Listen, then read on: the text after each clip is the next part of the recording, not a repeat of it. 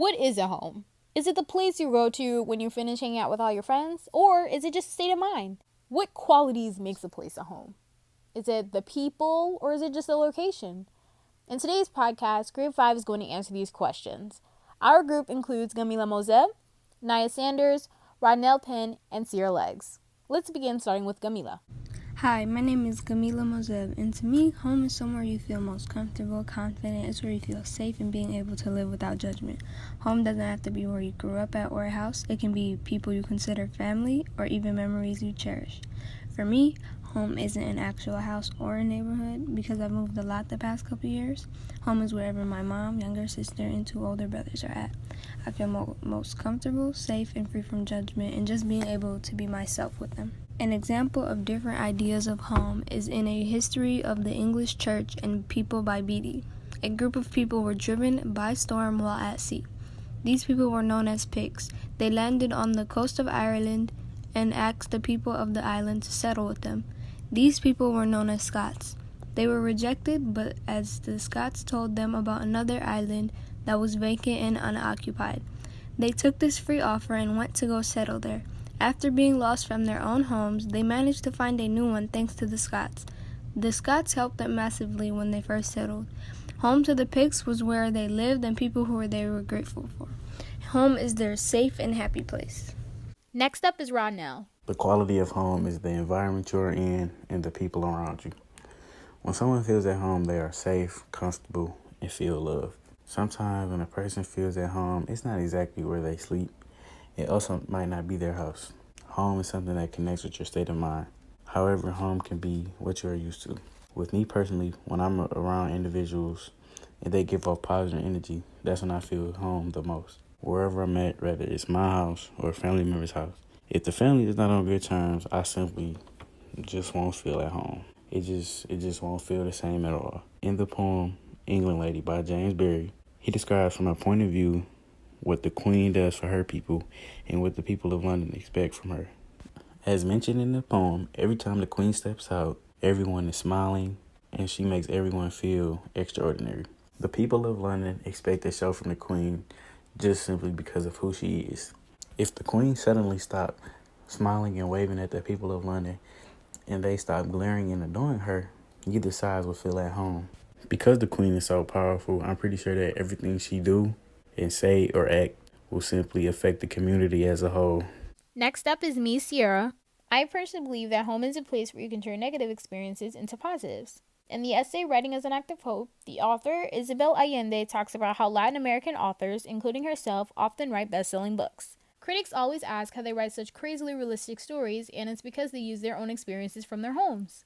In one portion of the essay, Allende talks about how contrasting lives are in Latin America. The majority of people live in extreme poverty and violence, meanwhile there's a few who live in wealth. She says that there are offices of marble and steel, but also forgotten villages. The contrast between lifestyles and violence is what makes Latin American novels so interesting.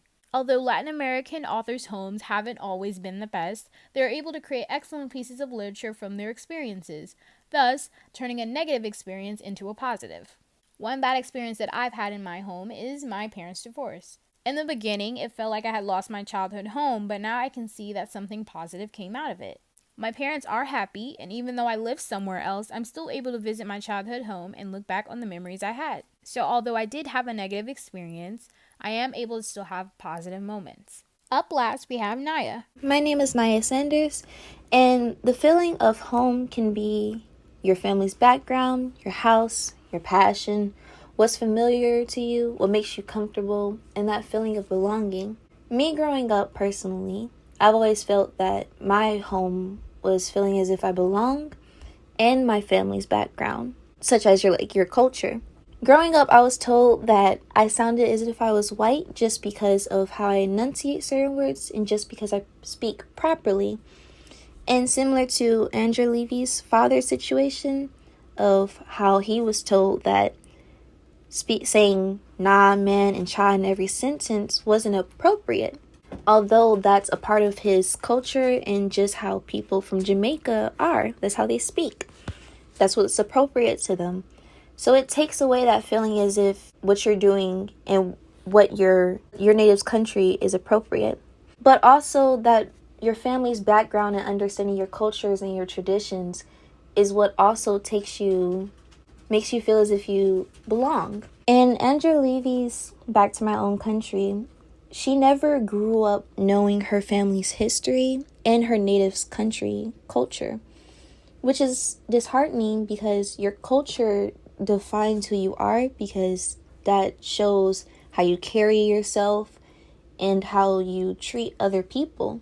So once you learn that culture, you start to understand yourself and feel as if you feel more full. And I know me personally, because I'm an African American woman and I never understood my family's background and their culture, especially in tribes. Once I did Ancestry.com with my family, I ended up learning where my family was from, specifically my ancestors. And then I took into consideration, started studying it myself. And once I did that, it made me appreciate who I am even more. And that's just, my own view of home, feeling as if I belong somewhere. Because growing up, I never knew if I actually belonged somewhere. So, what is home? What makes up a home? A home can be a location, but it can also be a state of mind. Home can be a lot of things, but most importantly, it's what you make of it. Home is different for everyone, and the only person that can determine what yours is yourself. That concludes Group 5's podcast for What Home Is.